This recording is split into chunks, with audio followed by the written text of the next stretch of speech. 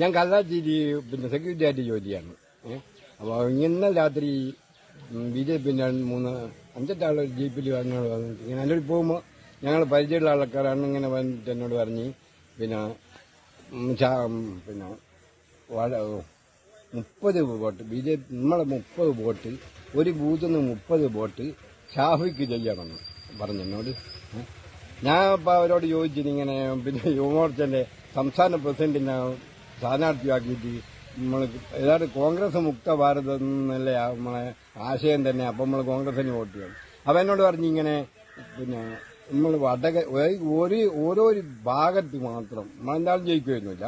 ഒരു ഭാഗത്ത് നമുക്ക് പിന്നെ കോൺഗ്രസേക്കാട്ടും പ്രശ്നം പിന്നെ ഇടതുപക്ഷത്തിന്റെ സ്ഥാനാർത്ഥിനെ വടകര പരാജയപ്പെടുത്തുക എന്നാണ് നമ്മളെ പിന്നെ ഇത്. അതുകൊണ്ട് നമ്മൾ പ്രധാനപ്പെട്ട ആൾക്കാരോട് മാത്രമാണ് പറഞ്ഞിട്ട് ഒരു ബോധം 30 വോട്ട് പിന്നെ ഷാഫിക്ക് ചെയ്യുന്നത്.